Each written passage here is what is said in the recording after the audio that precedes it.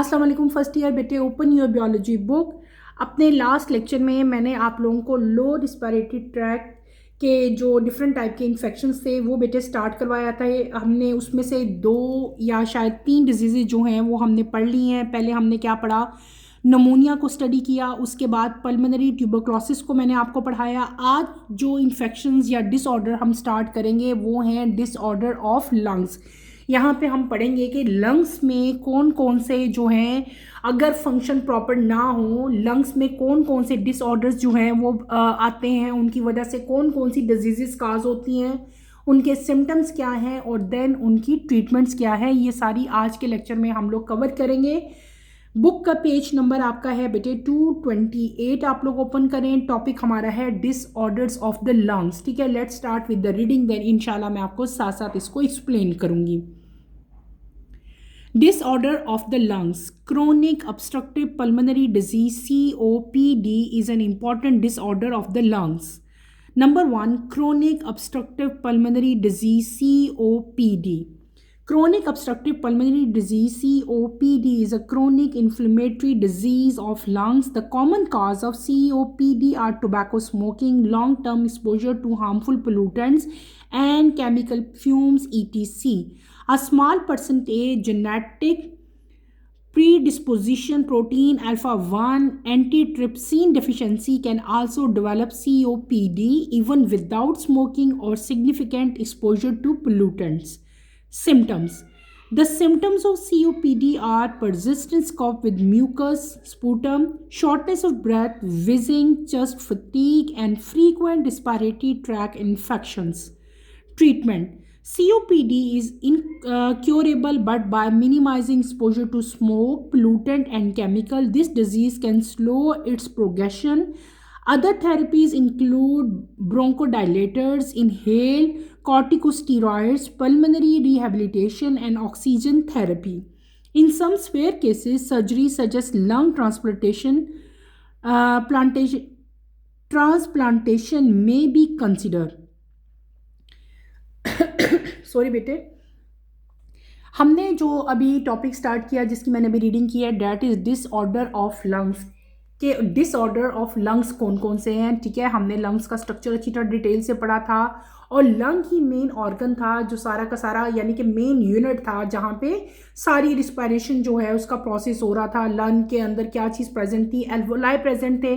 तो जाहिर सी बात है, अगर लंग ही फंक्शन प्रॉपर नहीं करेगा, लंग के अंदर बहुत सारे डिसऑर्डर्स हो जाएंगे तो सारा का सारा फंक्शन जो है वो होगा ही नहीं। ठीक है, तो लंग्स जो हैं अगर इनमें डिसऑर्डर्स हों, ठीक है, लंग फंक्शन प्रॉपर ना करें तो बहुत सारी डिजीज़ेज जो हैं वो काज हो जाती हैं।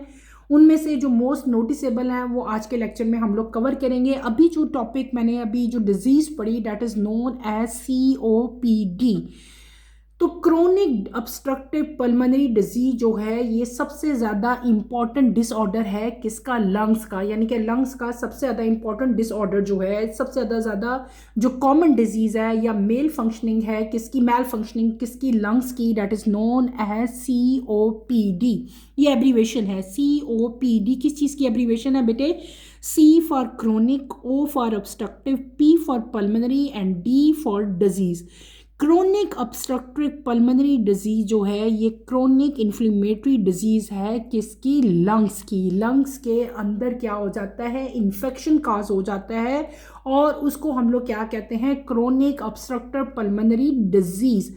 और ये जो बीमारी है COPD, मैं बेटे अब शॉर्ट इसकी टर्म यूज़ करूँगी, COPD इसको हम शॉर्ट फॉर्म में कहते हैं। COPD की जो कॉमन काज है वो क्या है, स्मोकिंग।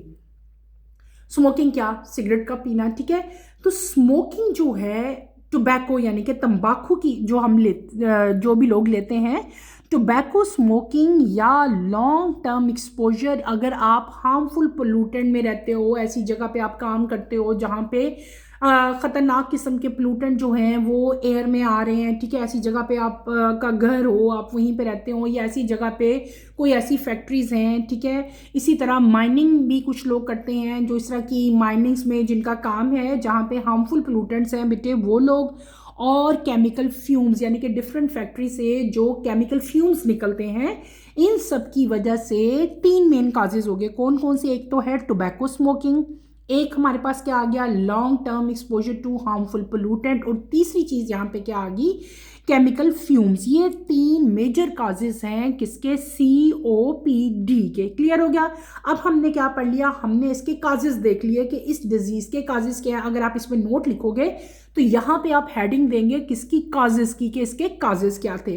फिर मैंने आपको क्या बताया, एक तो ये थे हमारे पास मेजर काजेस, ठीक है, कॉमन काजेस जिसकी वजह से ये डिजीज होती है। इसके अलावा एक और चीज़ भी है, that is small percentage of genetic, यानी कि जेनेटिकली एक आपके पास प्रोटीन आता है that is known as genetic, एक प्री डिस्पोजिशन है किसकी, प्रोटीन अल्फा 1 एंटी ट्रैप्सिन। ठीक है, ये एक प्रोटीन है, कौन सा protein, protein alpha 1 anti trypsin.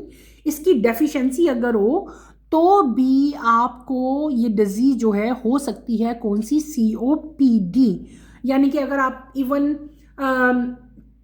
हमने इसके 3 मेन काजेस क्या देखे, या तो टोबैको स्मोकिंग होगा, या तो पोल्यूटेंट से एक्सपोजर आपका होगा, या फिर हार्मफुल या केमिकल फ्यूम्स हैं। ठीक है, लेकिन अगर कभी कभार ऐसा भी होता है कि कुछ पर्सन ऐसे हैं जो स्मोकिंग नहीं भी करते लेकिन फिर भी उनको ये डिजीज़ हो जाती है, तो उस केस में ये भी रीज़न है कि उनके अंदर जो है वो स्मॉल परसेंटेज होगी किसकी, जेनेटिक प्री डिस्पोजिशन होती है एक प्रोटीन की। और कौन सा प्रोटीन है वहाँ पे, protein alpha 1 anti trypsin deficiency है, उसकी वजह से क्या होगा कि ये COPD काज हो सकती है। ठीक है, और उसके बाद हम आते हैं, ये हमने क्या पढ़ लिया, ये हमने इसके काजेस पढ़ लिए कि किस वजह से ये बीमारी हो सकती है। उसके बाद आते हैं इसके सिम्टम्स, इसकी अलामतें क्या हैं, कैसे पता चलेगा कि ये डिजीज़ हमें है। सिम्टम्स इसके क्या हैं कि COPD की वजह से परसिस्टेंस कफ होती है, यानी कि कफ जो है वो काफ़ी अरसे तक होती रहती है, खांसी रुकती नहीं है। ये नहीं है कि 2-3 दिन, बल्कि ये कंटिन्यू रहती है, महीनों महीनों ये खांसी जो है वो ख़त्म नहीं होती। और इस खांसी के साथ, इस कफ के साथ आपको जो है वो म्यूकस आता है। ठीक है, मतलब सक्रीशन एक है म्यूकस मेम्ब्रेन की आपके कफ में जो है वो कफ होती है, यानी कि ड्राई कफ नहीं है, बल्कि आपको कफ के साथ जो है स्पूटम आता है। आपकी जो सांस है बेटे वो उखड़ जाता है, आपको आप सही तरह से एक हेल्दी पर्सन की तरह से सांस नहीं लेते, बल्कि आपका सांस जो है वो रुक रुक के आता है, आपकी सांस जो है वो बहुत ज़्यादा स्लो हो जाती है। इसको हम लोग क्या कहते हैं, शॉर्टनेस ऑफ ब्रेथ कहते हैं। विजिंग होती है, विजिंग का मतलब क्या होता है कि आपकी चेस्ट में से आवाज़ आती है, ऐसे ऐसे शाइन शाइन की आवाज़ आती है। जब डॉक्टर स्टेटोस्कोप से अगर सुने ना तो उसमें से एक आवाज़ आएगी चेस्ट में से, चेस्ट कैविटी में से, that is known as wheezing. इसके अलावा चेस्ट में आपके पेन भी होती है, आपको अब थकावट महसूस होती है, फटीक महसूस होती है, ज़रा सा काम, थोड़ा सा काम ही वो पर्सन करेगा तो वो बहुत जल्दी थक जाएगा। और इसके अलावा आपको रिस्पायरेटरी ट्रैक के इन्फेक्शन जो हैं वो गाहे बगाए, यानी कि अक्सर जो हैं वो डिफरेंट टाइप के इन्फेक्शंस होते रहेंगे। ये हमने क्या पढ़ लिया, ये हमने पढ़ लिए इस डिज़ीज़ के सिम्टम्स। उसके बाद हम बात करते हैं इसकी ट्रीटमेंट की, कि अगर ये बीमारी हो जाती है, आपको ये सिम्टम्स आते हैं, आप डॉक्टर के पास जाते हो, आपका डिफरेंट टाइप के टेस्ट होते हैं और ये चीज़ साबित हो जाती है, प्रूफ हो जाता है कि आपको जो है वो COPD है, तो इस केस में आपका ट्रीटमेंट क्या है इस बीमारी का। तो अब वो ट्रीटमेंट जो हैं बेटे, सबसे पहले तो है कि COPD इज़ इनक्योरेबल। ठीक है, ये इनक्योरेबल है, क्योरेबल नहीं है, लेकिन हम इसको मिनिमाइज़ कर सकते हैं, कम कर सकते हैं। किस तरह से, स्मोक से आपका एक्सपोजर कम होना चाहिए। अगर आप लोग जो है स्मोकिंग करते हो तो स्मोकिंग को ख़त्म कर दो। ठीक है, अगर आप ऐसे एरियाज़ में रहते हो जो जहाँ पे ऐसी एटमॉस्फेयर है, ऐसी इन्वायरमेंट है जहाँ पे बेटे पोल्यूटेंट हैं हार्मफुल, या वहाँ पे आप फैक्ट्रीज़ के पास रहते हो जहाँ पे केमिकल फ्यूम्स बहुत ज़्यादा है एटमॉस्फेयर में, तो वहाँ से आप लोग शिफ्ट होके किसी हेल्दी एटमॉस्फेयर में जाओ।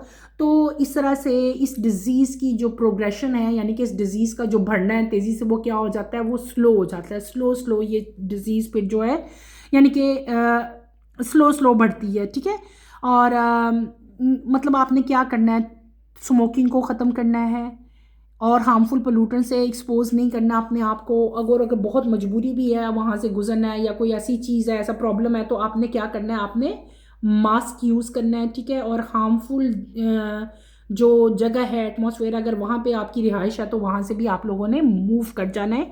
किसी साफ़ सुथरी एटमॉस्फेयर वाले एरियाज़ में अगर आप जाएंगे तो उससे भी ये डिज़ीज़ जो है अगर तो होगी है तो उसकी प्रोग्रेशन जो है वो स्लो हो जाएगी, और अगर नहीं है तो आप लोग इस बीमारी से बच सकते हो।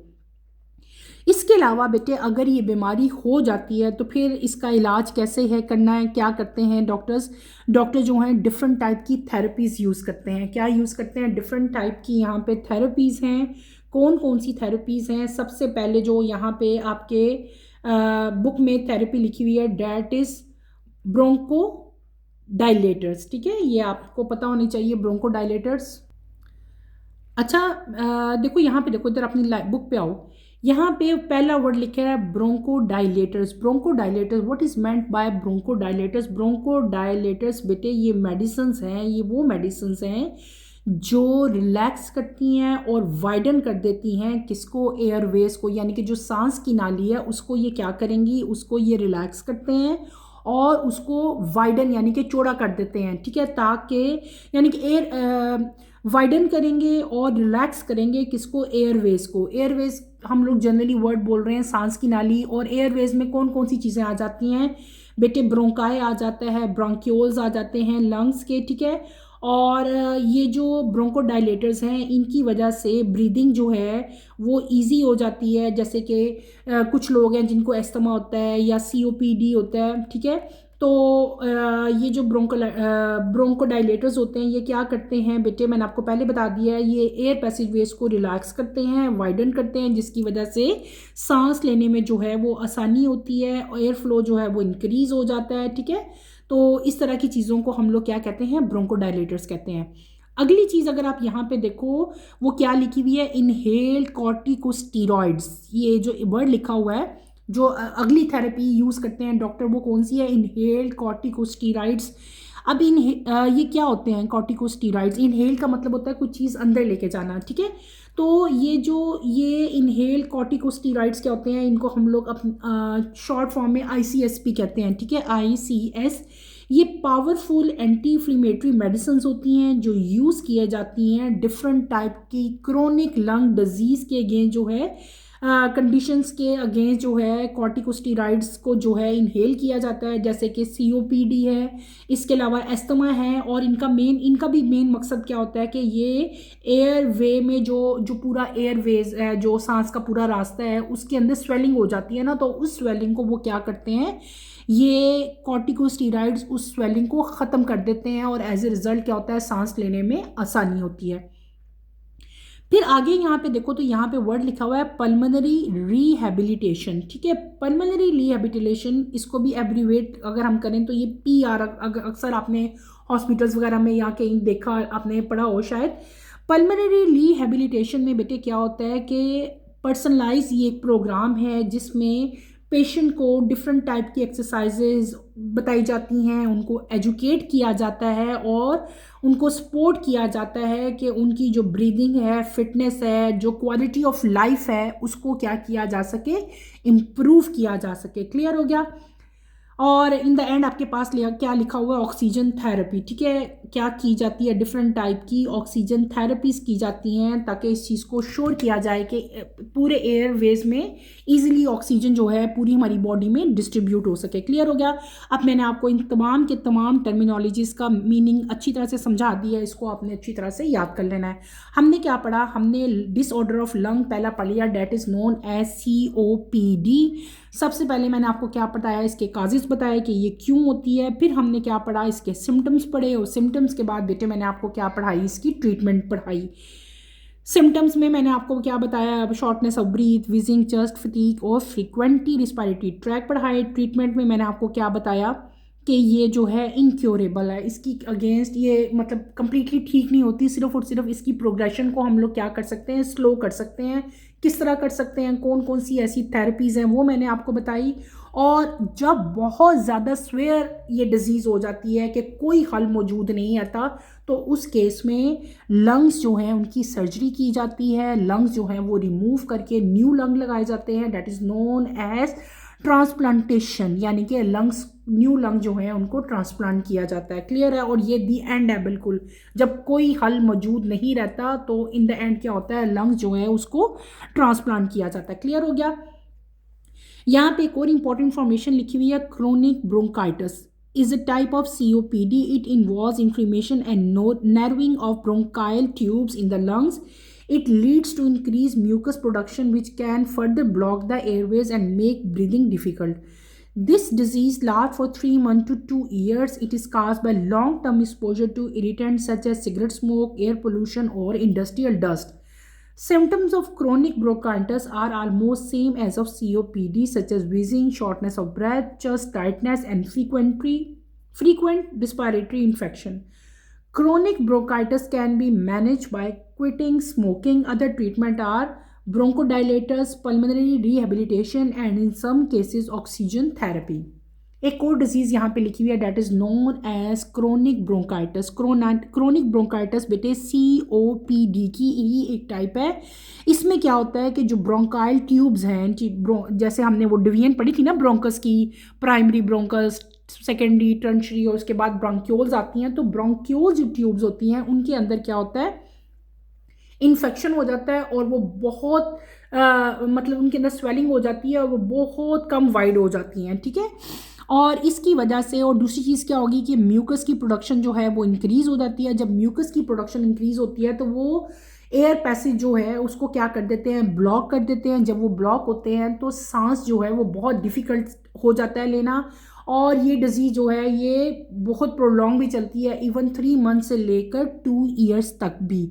और इसके सिम्टम जो हैं यानी कि इसके जो काजेज़ हैं ये क्यों होती है, ये होती है बेसिकली वही काजेज़ हैं COPD वाले, सिगरेट स्मोक से, एयर पोल्यूशन से या इंडस्ट्रियल डस्ट से। और इसके सिम्टम जो हैं वो COPD वाले सिम्टम हैं सारे, विजिंग है, शॉर्टनेस ऑफ ब्रेथ है, चेस्ट टाइटनेस है और फ्रीक्वेंट रिस्पायरेटरी इन्फेक्शंस है। और इन द एंड इसके ट्रीटमेंट्स आते हैं। इसके ट्रीटमेंट भी सेम COPD वाले ही हैं जो मैंने अभी आपको सारे बताए थे। ब्रोंकोडाइलेटर्स हैं, पल्मोनरी रिहेबिलिटेशन है और सम केसेस में ऑक्सीजन थेरेपी जो है वो की जाती है। अपनी बुक के पीछे वाले पेज पे आओ ना बेटे, यहाँ पे आपको एक डायग्राम दी हुई है। ये क्या है, ये वो लंग दिखाया हुआ है जिसमें इन्फेक्शन हुआ है बाय COPD। यहाँ से आपको एक ब्रोंक्यूल लेके उसका इंटरनल स्ट्रक्चर दिखाया। इंटरनल स्ट्रक्चर में देखो तो ये बहुत ज़्यादा वाइड हो गया है, छोटा हो गया है ये। ठीक है? इस एयरवे ये सारी पीछे क्या हो जाती है, ये सारा का सारा जो आपको नज़र आ रहा है ना पोर्शन, ये सारा क्या है, ये इन्फेक्शन हो गया है। ये जो येलो कलर में आपको दिखाया है ये क्या है, म्यूकस है, और ये अंदर बहुत ज़्यादा वाइड हो गया है। ठीक है? इसी तरह एल्वोलाई जो हैं वो भी लार्ज हो जाते हैं यहाँ पे भी, और सारे के सारे जो हैं ये भी ख़राब होना शुरू हो जाते हैं। जैसे पहले हमने पढ़ा था ब्लॉक हो जाते हैं और यहाँ पे भी एयर जो है वो ट्रैप हो जाती है। क्लियर है? अब हम पढ़ते हैं, अब हम चलते हैं अपनी नेक्स्ट डिजीज़ की तरफ, that is known as emphysema. ठीक है? Emphysema, emphysema is a type of COPD। पहले मैं इसकी रीडिंग करूंगी, देन मैं इसको इंशाल्लाह आपको एक्सप्लेन करूंगी। Emphysema is a type of COPD. In emphysema, the inner wall of alveoli are damaged, causing them to eventually rupture. This creates one large air space instead of many small ones and reduce the surface area available for gas exchange. The primary cause of emphysema is smoking. It can also be caused by long-term exposure to air pollution, dust, or chemical fumes. Emphysema disease can also be caused by a genetic deficiency of protein called alpha-1 antitrypsin. Symptoms. The symptoms of emphysema include shortness of breath, coughing, wheezing, fatigue, and chest tightness. Treatment. Quitting smoking is the most important step in managing emphysema, as continued smoking can speed up the progression of disease. Other treatment include bronchodilators, inhaled steroids, oxygen therapy, and pulmonary rehabilitation. अगली disease बेटे जो मैंने अभी जिसकी reading की है, that is known as एम्फीजीमा। ठीक है? एम्फीजीमा जो है ये भी एक टाइप है किसकी, COPD ही की। ये भी एक लंग डिसऑर्डर है। एम्फिजीमा में क्या होता है कि जो एल्वोलाई की इनर वॉल्स है, एल्वोलाई हमने स्ट्रक्चर पढ़ा था ना, मैंने आपको सारा ड्रॉ करके भी दिखाया था, तो एल्वोलाई का जो इंटरनल स्ट्रक्चर है वो क्या हो जाता है, जो उसकी इनर वॉल्स है, ठीक है, एल्वोलाई की इनर वॉल्स क्या हो जाती हैं, डैमेज हो जाती हैं, और इतनी ज़्यादा डैमेज हो जाती हैं कि वो कंप्लीटली जो है वो क्या हो जाती हैं, रप्चर हो जाती हैं, बिल्कुल ख़राब हो जाती हैं, ठीक है। और इसकी वजह से जब उसकी इंटरनल वॉल डैमेज हो जाएंगी, रप्चर हो जाएंगी, तो ये एक बहुत बड़ा सा एयर स्पेस बना लेंगी, बजाय इसके कि छोटे छोटे स्मॉल वन हो, वो एक बहुत बड़ा सा एयर स्पेस बन जाता है, जिसकी वजह से सरफेस एरिया जो है वो क्या हो जाता है बेटे, रिड्यूस हो जाता है, कम हो जाता है। किस चीज़ के लिए? For the exchange of gas. आपको पता है ना कि एल्वोलाई के अंदर क्या होती थी, गैस एक्सचेंज होती थी। तो जब एल्वोलाई का सारा स्ट्रक्चर ही डैमेज हो जाता है, वहाँ पे एक आपको लार्जर एयर जो है वो स्पेस जो है मिलता है, और उसका इवेंचुअली उसका जो इनर लेयर है वो डैमेज हो जाती है। तो गैस एक्सचेंज के लिए जो सरफेस एरिया था वो बेटे नहीं रहता, गैसेस यहाँ पे एक्सचेंज नहीं होती, हमारी बॉडी को ऑक्सीजन जो है वो पूरी तरह से डिस्ट्रीब्यूट नहीं होती, ठीक है। ये डिजीज़ हमने पढ़ी थी। अब इस डिजीज़ के काजेस क्या हैं, ये डिजीज़ होती क्या है, होती क्यों है? तो प्राइमरी काज, सबसे मेन रीज़न, सबसे मेन काज इस डिज़ीज़ का क्या है, स्मोकिंग, ठीक है। देखो आप लोग अब बार बार पढ़े होंगे, हमने इतनी ज़्यादा डिजीज़ पढ़ी, स्पेशली जो रिस्पायरेशन से जिनका ताल्लुक है, रिस्पायरेटरी ट्रैक से ताल्लुक है, एयरवेज से ताल्लुक है, उसमें ज़्यादातर काज क्या आ रहा है, स्मोकिंग आ रहा है। बेटे इतनी ख़तरनाक चीज़ स्मोकिंग है, तो प्लीज़ आप लोग कोशिश करें, आप लोग खुद भी इससे बचें, ठीक है, जितने भी बॉयज़ हैं। और अगर आपके घर में भी कोई स्मोकिंग करता है तो कोशिश किया करें कि उसको भी जो है वो सारे इसके जो है डेंजरस इम्पैक्ट जो हैं वो सारे स्मोकिंग के उनको बताते रहा करें, गाहे बगाहे, कि शायद आपके बताने से वो लोग जो है रुक जाएं, ठीक है। तो इन शॉर्ट ये कि सबके रीजंस ही में स्मोकिंग मेन काज है। स्मोकिंग एम्फिजीमा का भी जो है वो मेन काज है, ठीक है। इसके अलावा लॉन्ग टर्म एक्सपोजर, यानी कि अगर आप ऐसी एयर में रह रहे हो जहाँ जो पोल्यूटेड है, जहाँ पे बहुत ज़्यादा एयर पोल्यूशन है, बहुत ज़्यादा डस्ट है, बहुत ज़्यादा केमिकल फ्यूम्स है, ऐसी इन्वायरमेंट में आप रहते हो, आपका घर उधर है, या आप ऐसी किसी फैक्ट्री में काम कर रहे हो जहाँ पे केमिकल फ्यूम्स बहुत ज़्यादा हैं, तो उससे भी जो है आपको एम्फिजीमा जो है वो हो सकता है। एम्फिजीमा जो है इसके अलावा, ये तो एक मेन रीज़न थे ना, स्मोकिंग होगी, या एयर पोल्यूशन है, या डस्ट पोल्यूशन है, या आपके पास जो है केमिकल फ्यूम्स हैं। इसके अलावा एम्फिजीमा जो है ये एक जेनेटिक डेफिशिएंसी भी होती है, यानी कि बाय बर्थ ही जेनेटिकली भी क्या होता है कि एक डेफिशिएंसी होती है। किसकी डेफिशिएंसी बेटे? एक प्रोटीन की डेफिशिएंसी होती है। किस प्रोटीन की? उस प्रोटीन का नाम क्या है? अल्फा-1 एंटीट्रिप्सिन, ठीक है। अगर इस प्रोटीन की डेफिशिएंसी हो तब भी आपको ये डिजीज़ हो जाती है। हमने जब COPD पढ़ा था तो उसमें ही मैंने आपको बताया था कि वो भी ऐसे ही था। उसके काजेज़ में भी क्या था, उसके काजेज़ में भी ये था कि जेनेटिकली अगर आपके पास इस प्रोटीन की, आपकी बॉडी में जेनेटिकली जो है इस प्रोटीन की कमी हो, उसमें भी यही प्रोटीन हमने पढ़ा था अल्फा-1 एंटीट्रिप्सिन, और यहाँ पे भी वही है अल्फा-1 एंटीट्रिप्सिन। अगर इसकी डेफिशिएंसी होती है, ठीक है, कमी होती है, या ये प्रोटीन होता ही नहीं है, तो उसकी वजह से भी एम्फिजीमा जो है वो काज हो जाता है। ये हमने क्या पढ़ लिए? ये हमने पढ़ लिए इस डिजीज़ के काजेस, ठीक है। आगे आए इसके हम सिम्टम्स देखें कि ये जो एम्फिजीमा है, डिजीज़ है, इसके सिम्टम्स क्या, अगर ये होती है तो कौन कौन सी सिम्टम जो है आपकी बॉडी में नज़र आएंगी, आपको पता चलेंगी।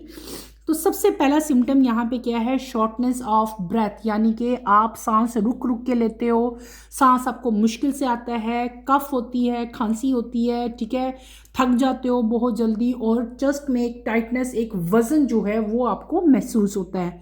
फिर है इसकी ट्रीटमेंट, कि इस बीमारी का ट्रीटमेंट क्या है। सबसे मेन ट्रीटमेंट इसका क्या है कि आपने स्मोकिंग को क्विट कर देना है, स्मोकिंग को छोड़ देना है, और ये सबसे इम्पॉर्टेंट ट्रीटमेंट है, सबसे अहम ट्रीटमेंट है। अगर आप स्मोकिंग को क्विट कर देते हैं तो जो इस डिज़ीज़ की प्रोग्रेशन है, यानी कि जितनी तेज़ी से ये बीमारी बढ़ रही थी, वो क्या हो जाती है, वो बेटे स्लो डाउन हो जाती है, स्लोली फिर इसकी प्रोग्रेशन होगी, ठीक है। और इसके अलावा जो, यानी कि इसके अगेंस्ट कोई इतनी कोई बेटे इसकी ना मेडिसिन उस तरह से नहीं है, ठीक है। ये भी इन जनरली जो है इनक्योरेबल बीमारी ही है। इसकी जो प्रोग्रेशन है उसको रोका जा सकता है, मतलब कम किया जा सकता है, तेज़ी से फिर ये बढ़ती नहीं है, स्लोली स्लोली प्रोग्रेस होती है। इस केस में पहले तो बात ये है कि आपने जो है ना स्मोकिंग जो है वो छोड़ देनी है। इसके अलावा अदर ट्रीटमेंट कौन कौन से हैं? पहली चीज़ आपके पास आती है ब्रोंकोडायलेटर्स। What are bronchodilators? हमने सीओपीडी में मैंने आपको डिटेल से पढ़ाया था कि ब्रोंकोडायलेटर जो हैं वो क्या होते हैं। उसके बाद हमने इसमें सेकंड चीज़ क्या लिखी हुई है, इनहेल्ड स्टीरॉइड्स। ये भी मैंने आपको बताए थे कि डिफरेंट टाइप के इनहेलर जो हैं वो मिलते हैं, वो इनहेल किए जाते हैं, ठीक है। उनके अंदर स्टीरॉइड्स, इनहेलर के अंदर स्टीरॉइड्स होते हैं ना, तो उन स्टेरॉइड्स से क्या होता है कि एयरवेज जो हैं वो वाइडन हो जाते हैं, तो सांस लेने में जो है वो आसानी होती है। उसके बाद यहाँ पे लिखा हुआ है ऑक्सीजन थेरेपी। ऑक्सीजन थेरेपी क्या चीज़ है बेटे? सप्लीमेंटल ऑक्सीजन दी जाती है जब आपकी बॉडी में ऑक्सीजन का लेवल बहुत कम हो जाता है, उसकी वजह से आपको सही सांस नहीं आता, देन आपकी ऑक्सीजन थेरेपी की जाती है। ऑक्सीजन थेरेपी में क्या चीज़ शामिल होती है बेटे? ये एक मेडिकल ट्रीटमेंट है जिसमें एक्स्ट्रा ऑक्सीजन जो है वो आपकी बॉडी को प्रोवाइड की जाती है। जब आपके ब्लड लेवल में ऑक्सीजन बहुत कम हो जाए तो आपको आर्टिफिशियली जो है बेटे वो ऑक्सीजन जो है वो दी जाती है, ठीक है। और इसकी वजह से भी जो डिफरेंट टाइप के सिम्टम्स हैं जिसमें शॉर्टनेस ऑफ ब्रेथ है, ज़्यादा कॉमन होता है, वो जो है वो ठीक हो जाता है जब आपको आर्टिफिशियली जो है वो ऑक्सीजन जो है वो दी जाती है। और इन द लास्ट क्या है? Pulmonary rehabilitation. ये मैंने आपको पहले भी सीओपीडी में अच्छी तरह से एक्सप्लेन किया कि ये क्या चीज़ है। क्लियर? तो बेटे आज के लेक्चर में हमने क्या पढ़ा? हमने दो डिजीज़ यहाँ पे, बच्चे इसके पीछे हो ना एम्फिजीमा के, आप लोग पीछे आओ तो यहाँ पे आपको बुक में एक डायग्राम दी गई हुई है एम्फिजीमा की, ठीक है। यहाँ पे ये लंग्स हैं, लंग के एंड्स पे आपको क्या नज़र आता है? एल्वोलाई। एल्वोलाई के स्ट्रक्चर में यहाँ पे आपको दो एल्वोलाई दिखाए हैं। ये वाला जो एल्वोलाई का स्ट्रक्चर है, ठीक है, ये कौन सा स्ट्रक्चर है? ये है नॉर्मल एल्वोलाई। अगर नीचे आओ तो यहाँ पे कौन से एल्वोलाई हैं? दे आर डैमेज एल्वोलाई, ठीक है। ये देखो, अगर हमने पहले पढ़ा था कि एक बहुत बड़ा सा जो है यहाँ पे लार्जर एयर स्पेस बन जाता है, ठीक है। ये देखो, ये बहुत बड़ा एयर स्पेस बन गया, ये डैमेज हो गया, इंटरनल लेयर इसकी बिल्कुल रप्चर हो गई है। जब ये रप्चर हो जाता है तो जो गैसेस की एक्सचेंज है वो नहीं होती, पूरी बॉडी में ऑक्सीजन जो है उसकी ट्रांसपोर्टेशन जो हो रही थी वो सारी की सारी क्या हो जाती है? रुक जाती है। उस केस में आपकी ऑक्सीजन थेरेपी बेटे फिर की जाती है। तो आज के लेक्चर में हमने वो डिसऑर्डर्स पढ़े जो लंग से रिलेटेड थे, ठीक है। कौन कौन से हमने पढ़े? एक हमने पढ़ा सीओपीडी, एक हमने पढ़ा क्रोनिक ब्रोंकाइटिस, और एक मैंने आपको क्या पढ़ाया? एम्फिजीमा। अच्छा, अब यहाँ पे हमने बेटे पूरी जो इन्फेक्शंस पढ़े थे, काफ़ी सारे इन्फेक्शंस पढ़े, और इन इन्फेक्शंस को हमने अपर रिस्पायरेटरी ट्रैक इन्फेक्शन और लो रिस्पायरेटरी ट्रैक इन्फेक्शंस में हमने डिवाइड किया था। आपने एक बात यहाँ पे याद रखनी है कि आपने जितनी भी यहाँ पे डिसऑर्डर्स हैं, जितनी भी डिजीज़ हैं, आपको ये पता होना चाहिए कि अपर की कौन सी है और लोअर की कौन सी है। इसमें आपके एमसीक्यूज़ भी आ सकते हैं कि ये डिजीज़ अपर की है या लोअर की है, या शॉर्ट क्वेश्चन भी आ सकता है कि write down the name of upper respiratory tract infections, कि सिर्फ नेम लिखो। तो आपको पता होना चाहिए कि अपर के कौन से हैं और लोअर के कौन से हैं, ठीक है। जैसे हमने अपर के पढ़े थे साइनोसाइटिस, फिर हमने ओटाइटिस पढ़ा था, और लोअर के हमने क्या पढ़े? निमोनिया पढ़ा, पल्मोनरी ट्यूबरक्लोसिस पढ़ा बेटे। फिर हमने लंग्स के डिसऑर्डर देखे, कौन कौन से डिसऑर्डर? एक हमने पढ़ा क्रोनिक, और एक कौन सा हमने पढ़ लिया? क्रोनिक ब्रोंकाइटिस था, और एक आपका था सीओपीडी, और इन द एंड हमने क्या पढ़ा? एम्फिजीमा भी पढ़ लिया। इसके साथ ही बेटे हमारा चैप्टर भी कंप्लीट हो गया ये वाला, ठीक है। ये चैप्टर बहुत ज़्यादा इंपॉर्टेंट था और इजी भी था, इतना मुश्किल नहीं था। मैंने कोशिश पूरी की कि इसको मैं अच्छी तरह से आपको पढ़ाऊँ, एक्सप्लेन करूँ, लेकिन फिर भी अगर इसमें कोई प्रॉब्लम आपको लगती है कि इस चैप्टर में कोई ऐसा टॉपिक है, कोई ऐसी टर्मिनोलॉजी है, कोई ऐसा वर्ड यूज़ हुआ है जो आपको समझ नहीं आया, जिसका आपको मीनिंग नहीं आता, तो आप लोग feel free to ask any question. इंशाल्लाह I will try my level best कि आपके क्वेश्चंस का आंसर मैं दे सकूँ। इस चैप्टर में मैंने आपको बहुत दफ़ा बताया कि जितनी चीज़ें ये बॉक्सेस में दी होती हैं ये भी आपने लाजमी करनी है। जो जो इंपॉर्टेंट पॉइंट्स आए, डेफिनेशंस आई थी, वो मैंने साथ साथ यहाँ पे अंडरलाइन करवाई, ठीक है। रिस्पायरेटरी सिस्टम ऑफ मैन मैंने आपको सारा पढ़ाया, डायग्राम यहाँ पे ड्रा की, नेज़ल कैविटी हमने पढ़ा, लेयरिंग फेयरिंग सारा कुछ मैंने आपको डिटेल से पढ़ाया था, और कोशिश हर ऑर्गन की डायग्राम भी मैंने आपको यहाँ पे ड्रॉ करके अलग अलग दिखाई थी। ये जितने बोल्ड लेटर्स में लिखे हुए हैं ना, इन सबको आपने अंडरलाइन करना है, इन सबको अच्छी तरह अंडरलाइन कर लिया करो। तो वो आप कभी भी नहीं भूलते, उनको आप याद रखते हैं। इसी तरह लंग्स की लेबलिंग आप लोगों ने करनी है, ठीक है। एल्वोलाई की लेबलिंग आप लोगों को आनी चाहिए, और जितनी चीज़ें ये बॉक्सेस में लिखी होती हैं ये तो कभी भी नहीं छोड़नी, इनके ऊपर बल्कि लिख लिया करो इंपॉर्टेंट, ये आपने लाजमी करनी है। क्लियर है? इसी तरह ये बॉक्सेस थे बेटे, ये भी आपने लाजमी करने हैं। पूरे चैप्टर को अच्छी तरह स्टडी करो, बहुत इंपॉर्टेंट चैप्टर है। इस चैप्टर में से बहुत सारे क्वेश्चन जो हैं वो रिपीट होते हैं, बार बार रिपीट होते हैं, ठीक है। इनको आपने, इस चैप्टर में से कोई भी चीज़ आपने चॉइस पे नहीं छोड़नी। आज के लेक्चर के लिए बेटे इतना ही काफ़ी है। इंशाल्लाह कमिंग लेक्चर में हम नेक्स्ट चैप्टर अपना स्टार्ट करेंगे, that is human circulatory system. Coming lecture की नोटिफिकेशन के लिए आप चैनल को शेयर करें, लाइक करें और सब्सक्राइब करें, और मुझे यहीं पे इजाज़त दें। इंशाल्लाह नेक्स्ट लेक्चर में आपसे दोबारा मुलाकात होती है। टिल देन अल्लाह हाफिज़ फर्स्ट ईयर, टेक केयर बेटे, अपना ख्याल रखिएगा। अल्लाह हाफिज़।